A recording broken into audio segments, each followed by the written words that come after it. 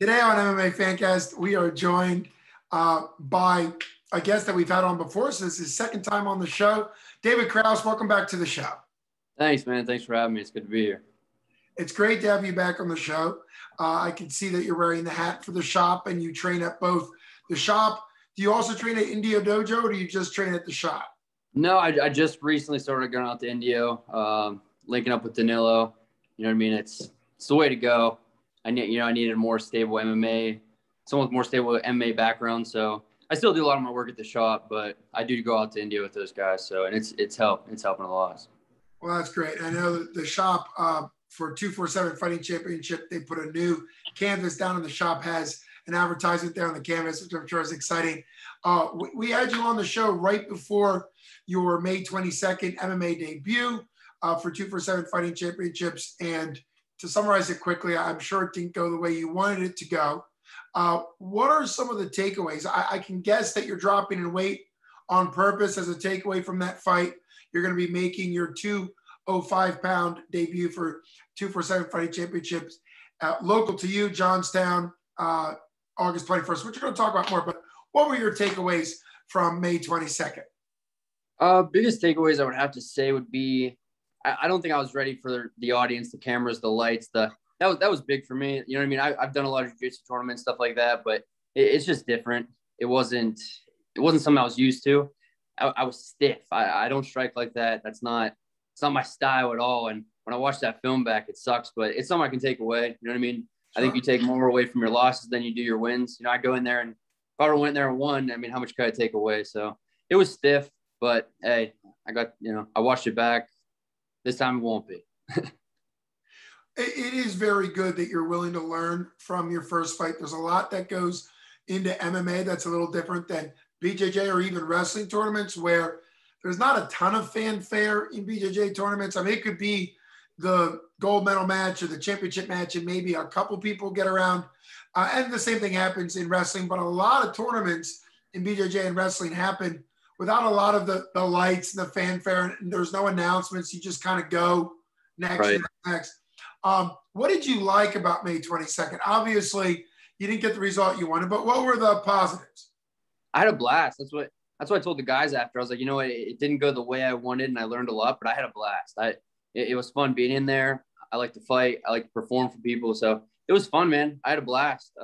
It's definitely something like I want to keep doing, and just going to get better and better every fight. So I'm excited to see my progress from last fight to this fight. Like I said, the stiffness, that's gone. That's, you know what I mean? Like more confidence. Like I know what to expect. I can walk into that cage, fight how I fight my fight, and get a better outcome. So absolutely. And how helpful is it that you and Taylor from the shop, obviously Taylor Cahill, both made your debut? He won his fight, but his first fight didn't really go as well as he wanted it to. He had some issues, same thing, you know, getting used to the time, the exhaustion, how to monitor himself and manage his energy. And then he just made his second fight August 7th, had a much better outcome, I think, that he liked. How much do you guys kind of talk shop as far as what because you're both kind of on the same page as far as the learning process? Yeah, that's actually a conversation we had right after the fight. It's the first thing I asked him, you know what I mean? I was like, how does that compare to your first fight? And he said, completely different world, man. Like, you know what to expect when you go in there. You can be confident, call your shots in there. Even Jay, I know Pippin's even said, his first fight to his second fight, he just felt so much like he was finally able to do something in there. I think it's just a debut thing, man. It's, when you go out, you don't know what to expect. It's something you're not used to, and you just kind of you get real tense, and then, you know what I mean? So, but yeah, Tay said it's a completely different world, your second fight. So I got to talk to him, take a couple pointers away from him. And like I said, I'm excited to get in there. So it is exciting. You also mentioned talking to Pippins. How was that for you? Was that after the fight, May 22nd? You guys were talking a little bit. Yeah. Yep. Yeah, he's a cool dude, man. I got no beef there. He's a good dude. We've talked after that. You know what I mean?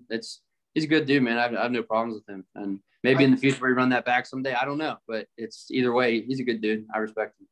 Well, I think it's more common in the amateur ranks and the lower level pro ranks for fighters to kind of talk shop, be much more encouraging. There's even been times where fighters have fought each other and then start training together. Those type things happen a lot more. I think as people go up in the pros, obviously, as it starts to become more and more publicized, then the feuds start. But realistically, so much of fighting is a brotherhood. It's a family. People encourage each other. And we had Jay Pippins on, Justin Pippins, before his first fight, and then before the fight with you. And yeah, I think there's a lot that can be gained by reevaluating after a fight. How much do you put into the weight situation, and how hard is it going to be for you to get to 205? You certainly didn't seem to be like a true heavyweight. We were commenting on that May 22nd. Yeah, I was actually just laughing about this today. Somebody asked me how my weight was going. I'm already down to like 208. Like I'm only 3 pounds off. So there's like no water cut coming. You know what I mean? So it came off. I'm not really a bigger dude normally. Like I have to eat a lot of Pop-Tarts, Tootsie Strudels, and cereal to eat up to that 240, 230. So this is much more natural. I got rid of a lot of garbage weight. I'll be weighing in about 25 pounds lighter than my last fight. So, which will also contribute to a lot less stiffness. You know what I mean? I'm moving better in the gym. I'm way better shape. 205 is my weight. That's where I was meant to be. But I don't regret trying the heavyweight. It was what it was, and maybe I'll revisit it someday if I put on size. But for now, 205 is looking real good. The weight came off. Barely a water cut coming for this week, so that's nice. Absolutely. And generally speaking, it's probably good at amateur to not on your first fight try to cut a lot of weight, because that just adds, I've seen a lot of amateurs do that, that just adds to the stiffness and the exhaustion and all the stuff you've already got going on. So you're doing it kind of the right way, obviously. Now let's talk about the fact that this is going to be in Johnstown. This is going to be at the War Memorial, and Taylor, KO, and probably you would have said the same thing after the May 22nd fight, but the KO brothers and the Shop guys all were really kind of pushing to get a fight local. As people out there love fighting, they love wrestling. How excited are you that it's going to be local there a week out at the Cambria War Memorial? That's awesome, man. It's easy way, go in, weigh in, go to Permane Brothers after. I'm home. Heck with that hour drive on the turnpike. I'm just go there, come home, sleep. It's just comfortable. I've been there a bunch of times to where the convention center, I've never really been there. So it's just home, and also a lot more people can come. People that can't maybe make the drive out to Monroeville can come see this one. So there's a lot of local dudes on it, and I'm excited. And we're all in the same corner. We're all in the red corner. So it'll be cool to be back there together, help each other up, warm up, and it's going to be a good atmosphere. So. Yeah, and that's something I've seen the lineup with the corners, and that's something that obviously makes a lot of sense. They typically do that if there's, obviously you have several shop guys. How many shop guys do you have on it? 3 or 4? Yeah, me, Corey Burchick, and Tanner. Tanner, so 3. Yeah, so that stuff all makes sense, and I'm sure it's going to be a fun corner for the red corner. Oh, it's going to be a blast. To be the local corner, and then the blue corner to be the guys coming in, which is going to be really cool. So did you get to watch either in person or the pay-per-view for the August 7th fight? I was there. Yep. I was standing almost cage, so I actually got yelled at for being so close to the cage, but for Tay's fight, I was right up against it. So yeah, it was awesome. Those were great fights. Everyone did well. Tay did really well. I expected that though. I could see he wasn't as nervous before. You can tell with body language. And I knew he was going to go out there and perform how he could, similar to how I expected to. So, well, how close were you to watching the Jake fight at the end, the main event with Jacob Lowry? Did you get to watch that fight? Yep. I watched the whole thing. That was awesome, man. He's tough.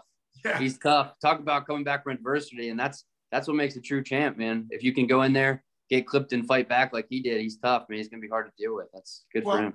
Absolutely. And I'm guessing that before your May 22nd fight, you hadn't watched MMA in person. Had you ever seen it in person? Because I think a lot of times fighters can benefit from being cage side, seeing it, understanding kind of the body language.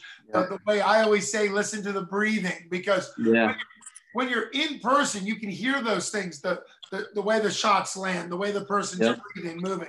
And so what do you think you learned from just being there, being around it from the outside perspective last week?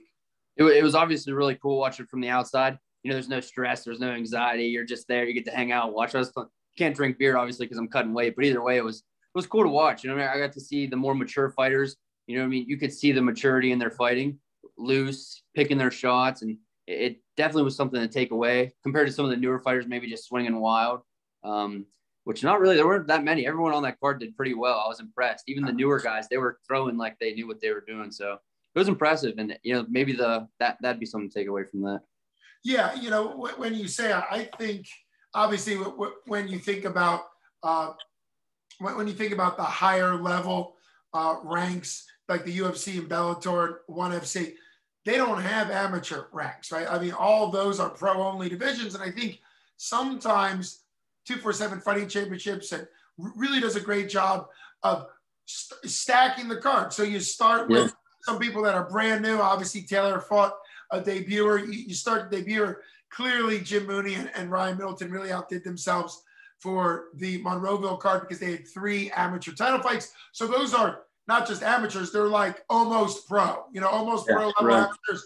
Then you get into the debut pro, and then it's always a really cool card. Cool build up.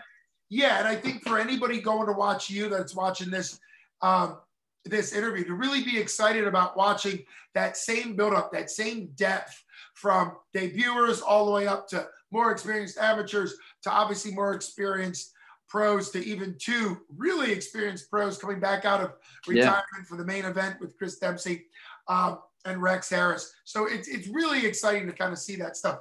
What do you think has been working well in training? Obviously, don't give anything away, but what has been flowing well for you the last couple of months in training? That weight coming off, that I'm 22 pounds down from where I was my last fight, and it was all, and I could tell it was all garbage weight because the guys I'm rolling with are still saying I'm like very strong. So it was all garbage weight, and I'm just moving so much better. My punches are flowing off better.